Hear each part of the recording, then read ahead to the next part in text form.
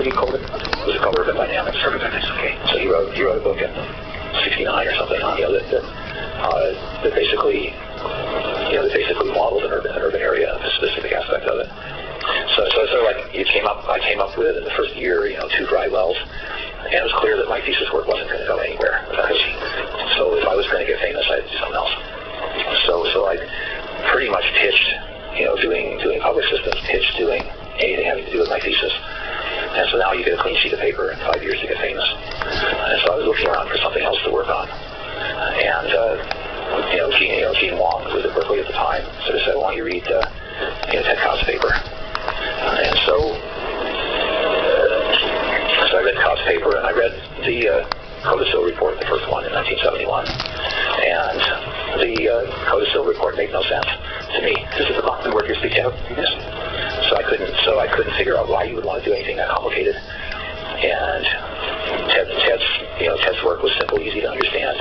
And so it was pretty obvious that the naysayers were already saying, you couldn't understand these things. You could understand Ted Codd's, nobody who didn't have a PhD could understand Ted Codd's predicate calculus or his relational algebra. And even if you got past that hurdle, nobody could implement this stuff efficiently.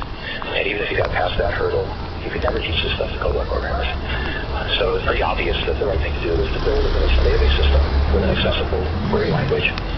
So Gene and I set out to do that in 1972. 72 was that time period. And it was it was like you didn't have to be a rocket scientist to realize that was an interesting research project. Were there others involved if you were Gene at that point? Was that later on? This is me and Gene. Had he been there before you, or did he come in about the same time? No, he's 10 years older than I am. He was a full professor at the time. Had you connected with him before that, or was this one problem? How did he happen to take you into this question? No idea. He had to go later. You don't interview him before we go there, because I think that's an interesting question. Is why did he take, why did he decide to enter an assistant professor? Was your mathematical work specifically unusual or really good? I don't consider myself a very good mathematician. But yet you had no problems with understanding what Ted had done, what Ted Codd had done? So it wasn't too confusing. I mean, the problem with Codd's work is that he basically has the first order predicate calculus with existential and universal modifiers. And anybody who doesn't have a mathematical background, just sort of looks at that and says, what the heck is this Greek? And if you have a reasonable mathematical background, that's not a perfectly acceptable, not a technical time to understand right now. I want to blend the discussion.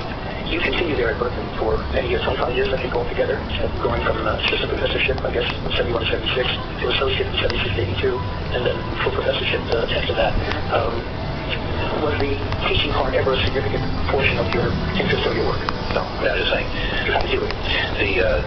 You're displaying, you've clearly never been in academia. Because if you would ask that, yes, I do know, but I want to give it a call. Okay. I think in these programs, it is not usual for us to have many people who are coming from an academic environment who are very successful entrepreneurs. That is, your research, there are a few others of your research. I'm trying to get that one question. So I think the situation is that in order to get tenure, you've got to become famous. To become famous, you've got to write a bunch of interesting papers. Those pretty much require graduate students to help you because you don't have enough throw weight otherwise. So you get graduate students to work with you, you've got to raise money. And so you're basically running a little entrepreneurial research group, and that's what every successful professor does. So, and getting tenure is all about making that process work and spending only as much time teaching as is necessary to avoid being an embarrassment. And once you get tenure, there are some people who decide to reorient their priorities completely. But most people continue in the same model, and the university highly encourages that. Because, for example, in Berkeley, as well as most other main universities, the university doesn't pay your phone bill. You've got to raise external money to pay your phone bill, have any secretarial support, buy any computers, you see. And so, if you don't bring in research money, life is unbearable in most major universities. When did you raise your first research money on your own?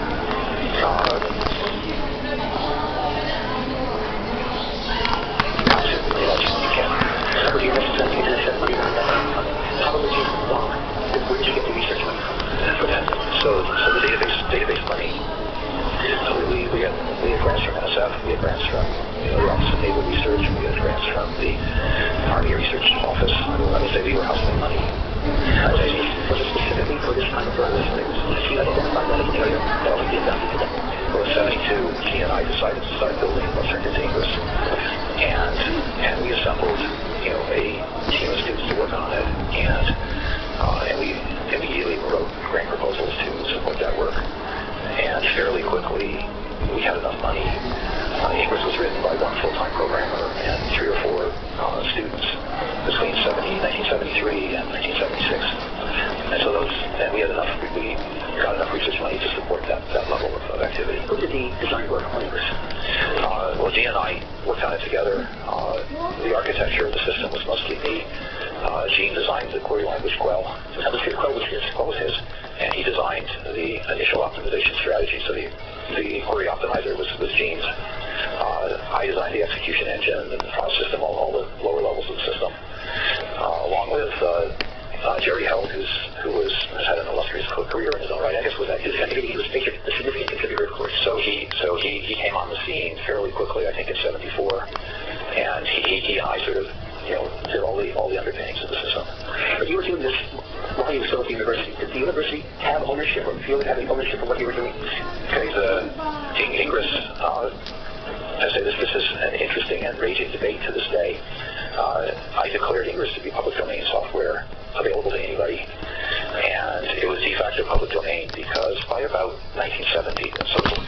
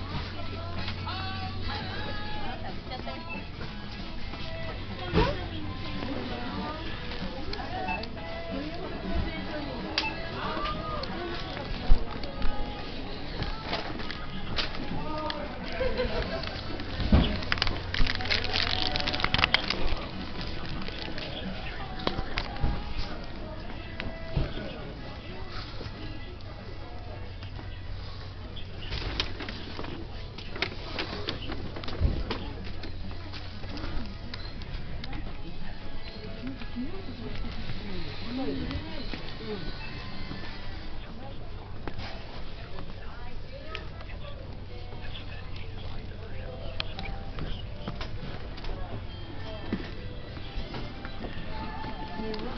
揮者の徳間さんでしょうか。どうも。可愛くない？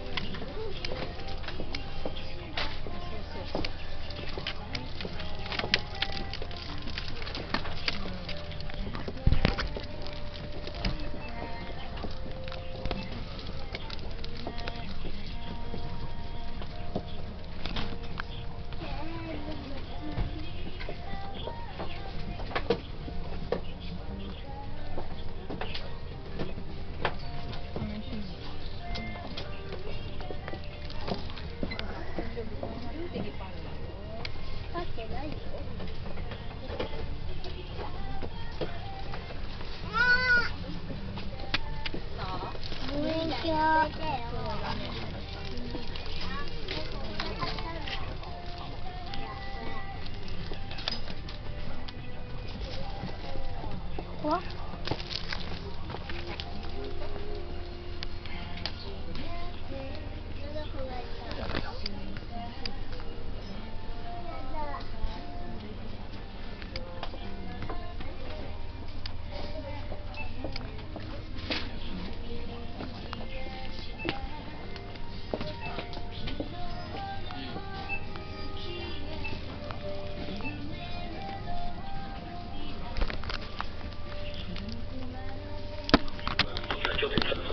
Get around it.